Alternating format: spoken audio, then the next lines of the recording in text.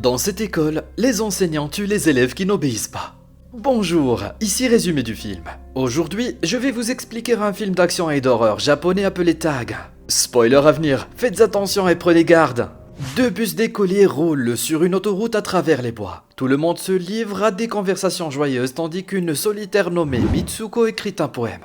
Ses amis lui demandent de lâcher son cahier pour une fois et de profiter du monde extérieur. Mitsuko se penche pour ramasser son stylo lorsqu'une bourrasque devant s'abat sur les bus scolaires et les traverse, coupant en deux toutes les personnes à bord. Lorsque Mitsuko lève les yeux, le bus n'a pas de toit et ses amis ont perdu la moitié supérieure de leur corps. Quelques instants plus tard, une deuxième rafale de vent attaque, mais Mitsuko se baisse juste à temps pour éviter d'être tuée comme ses amis. Lorsque le bus s'arrête, elle descend et court sur l'autoroute à travers les moitiés supérieures des personnes décédées. Un groupe de 4 filles marche devant elle. Elle pousse l'une d'entre elles au sol, lui sauvant la vie alors que les autres filles subissent le même sort. Mais seulement un moment plus tard, la fille meurt en essayant de sauver un groupe de cyclistes. Se retrouvant à nouveau seule, Mitsuko court aussi loin qu'elle peut et atteint une rivière. Plusieurs cadavres d'écolières ont été rejetés sur la rive. Elle se nettoie le visage et enfile un uniforme propre avant d'errer à nouveau sur l'autoroute. Après des heures et des heures de marche sans but, elle atteint une école pour filles. Étrangement, l'uniforme qu'elle a enfilé correspond à celui de l'école. Les filles semblent la reconnaître. Mitsuko ne leur demande rien et ne leur parle pas de la tuerie qui a eu lieu plus tôt. Elle est trop abasourdie pour réagir. Soudain, sa petite amie Aki s'approche d'elle. Elles ne se sont pas vues depuis un certain temps, mais Aki affirme qu'ils ont toujours été dans la même école. Lorsqu'une rafale de vent les frappe, Mitsuko panique et tombe au sol, mais le vent ne lui fait aucun mal cette fois. Aki la relève et l'accompagne à l'école. Mitsuko est très confuse, mais elle rationalise les événements de la matinée comme un rêve lucide. Elle croit Aki quand elle dit qu'ils ont toujours été à cette école particulière. Lorsqu'elle est seule dans une salle de classe, Mitsuko raconte à Aki le vent qui a tué tous ses camarades de classe et commence à faire de l'hyperventilation. Pour l'aider, Aki l'amène à la fenêtre, lui montrant que le vent est absolument sans danger. Mitsuko tend la main et se calme après l'avoir senti. Les deux filles se sourient en pensant à l'absurdité de la situation. Aki suppose que Mitsuko est amnésique mais en rit. Après cela, les deux filles rencontrent leur groupe d'amis et décident de sécher les cours pour la journée. Tous les 4 courent dans les bois en riant et en jouant. L'état mental de Mitsuko est complètement opposé à ce qu'il était il y a quelques heures. Elle a tout oublié de sa vie passée, la considérant comme un rêve. Le groupe s'arrête pour reprendre son souffle sur la rive d'une rivière. Aki et Mitsuko se regardent et tombent encore plus amoureux. Mitsuko raconte ensuite son rêve aux autres filles.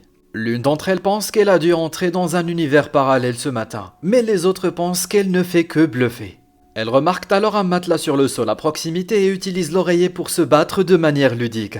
Alors que les plumes volent tout autour, les filles se regardent avec admiration. Mitsuko remarque un couple de lesbiennes qui se tient à proximité et les regarde en souriant. Le matelas et les oreillers devaient leur appartenir, mais ils disparaissent avant que Mitsuko ne puisse se renseigner. Une fille fait remarquer que s'ils veulent que leur réalité change, ils doivent faire quelque chose d'inattendu et qui sort de l'ordinaire. Elle poursuit en exhibant ses sous-vêtements devant elle, tandis que les filles rient. Ces paroles semblent avoir une grande importance pour Mitsuko, qui y pense profondément. Un peu plus tard, les filles retournent à l'école. Mitsuko et Aki sont dans la salle de classe lorsque Mitsuko remarque un oreiller sur le sol. Alors qu'elle le ramasse, le professeur commence à leur tirer dessus avec une mitraillette. Tout le monde, y compris Aki, est tué dans l'incident, sauf Mitsuko. Le professeur dit que c'est la punition pour avoir séché les cours. Elle est sur le point de tuer Mitsuko, mais ses 2 autres amis viennent à son secours et l'aident à s'échapper. Elles sont également tuées dans le processus, mais avant de mourir, la fille de tout à l'heure dit à Mitsuko de se déchaîner si la situation l'exige. Mitsuko et les autres filles courent à l'extérieur de l'école tout en se faisant tirer dessus par les professeurs. La plupart d'entre elles meurent, mais 5 d'entre elles parviennent à sortir. Soudain, la rafale de vent mortelle tue les autres, laissant Mitsuko seule une fois de plus. Avant de mourir, les filles disent à Mitsuko que tout dépend d'elle maintenant. Tout en étant suivie par le vent, Mitsuko court pendant plusieurs minutes avant d'atteindre une ville avec des gens. Une foule de personnes marche dans la rue, mais elle les repousse et continue de courir. Elle ne s'arrête que lorsqu'elle atteint un poste de police et rencontre une femme officier. L'officier pense d'abord que Mitsuko est une maniaque car elle refuse de parler et se contente de montrer une direction. Mais soudain, le policier l'appelle Keiko. Lorsque Mitsuko se regarde dans un miroir, elle est choquée de voir qu'elle est devenue une personne totalement différente. Le policier s'avère être Tomoko, l'ami de Keiko, qui se réjouit du mariage de Keiko qui aura lieu dans quelques heures.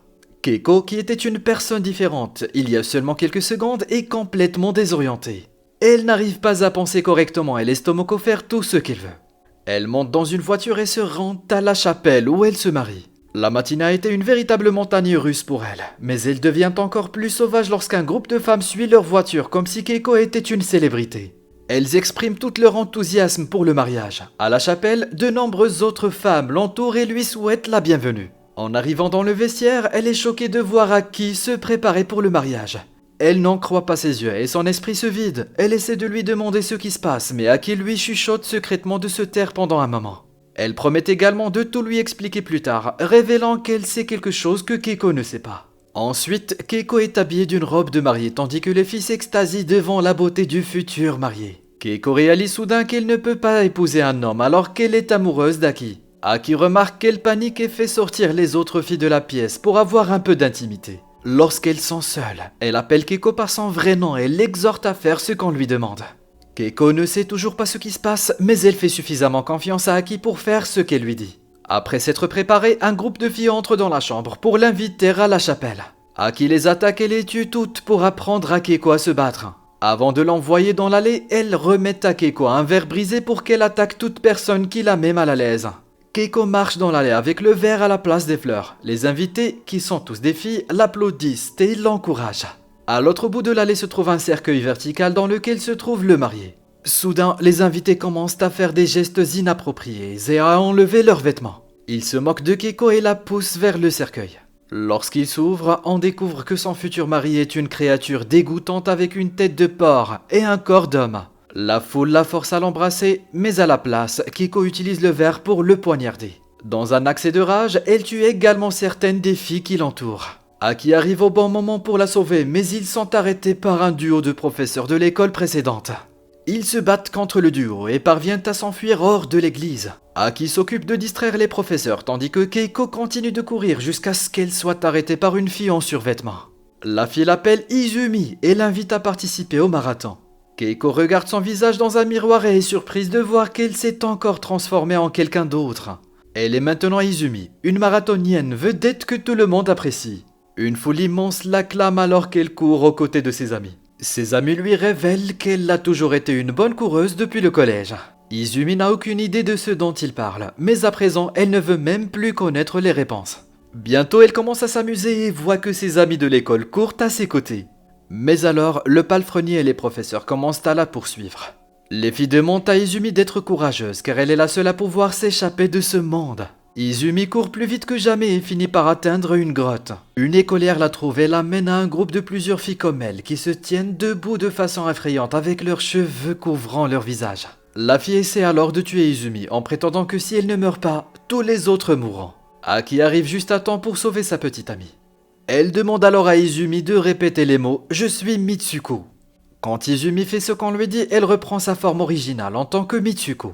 Comme dernière étape pour s'échapper de ce monde, Mitsuko doit tirer sur 2 ficelles qui sortent du poignet d'Aki et qui la couperont en 2. Elle ne veut pas faire de mal à la personne qu'elle aime le plus, mais Aki la force à tirer sur les cordes. En conséquence, elle est coupée en 2 et Mitsuko entre dans le monde réel. Elle se retrouve dans un restaurant où l'on voit les premiers personnages masculins du film. En entrant plus avant, elle voit une bande d'hommes pervers qui regardent un poster d'elle, d'Izumi et de Keiko. Il s'avère qu'elle se trouve dans une ville obscène appelée Men's World, remplie uniquement d'hommes qui aiment un jeu vidéo de survie violent, en 3D appelé Tag. Les seuls personnages contrôlables dans le jeu sont Mitsuko, Izumi et Keiko, tous les 3 étant elle. Un homme reconnaît Mitsuko et lui dit qu'elle se trouve dans le futur. Mitsuko s'évanouit et se réveille dans un endroit ressemblant à une grotte où tous les personnages du jeu sont exposés comme des mannequins. En se promenant, elle rencontre un vieil homme qui joue à un jeu vidéo sur sa télévision. Il lui révèle qu'elle se trouve 150 ans dans le futur. Quand elle était au lycée, il y a longtemps, c'était une personne qu'il admirait. Après sa mort, il a pris son ADN et celui de ses amis et en a fait des clones pour son jeu en 3D destiné à divertir les hommes. Une version plus jeune du vieil homme apparaît et se déshabille, lui demandant de venir au lit avec lui. Le vieil homme lui révèle que l'étape finale du jeu est la réalisation de son souhait le plus profond, devenir intime avec elle. L'homme est sur le point de la toucher quand elle se souvient des paroles de son ami qui lui a demandé de faire quelque chose d'inhabituel pour sortir de l'illusion dans laquelle elle se trouve. Mitsuko suit le conseil et attaque l'homme, lui criant d'arrêter de jouer avec les filles comme avec des jouets. Elle déchire l'un des oreillers et les plumes blanches deviennent rouges à cause de sa colère. Enfin, elle arrache la canne du vieil homme et commet l'impensable, à la stupéfaction de ce dernier puisque sa mort n'a jamais fait partie du jeu. Dans la dernière scène, Mitsuko se réveille seule dans un champ de neige blanche.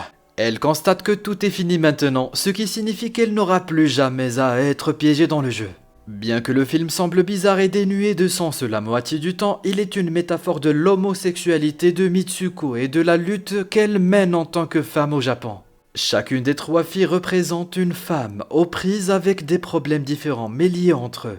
Mitsuko est une lycéenne qui est amoureuse d'une autre fille. La scène où elle voit le matelas au milieu des bois dépeint la façon dont les femmes homosexuelles sont abandonnées par la société. De même, Keiko est une femme qui est forcée d'épouser un homme qu'elle n'aime pas.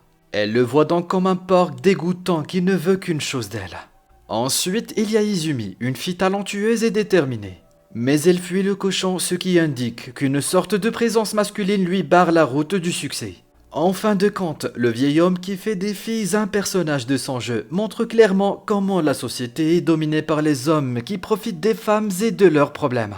Mitsuko ne se libère de cet esclavage qu'à sa mort. Abonnez-vous pour recevoir d'autres vidéos comme celle-ci, activez la notification et laissez un like pour aider la chaîne. Merci de regarder.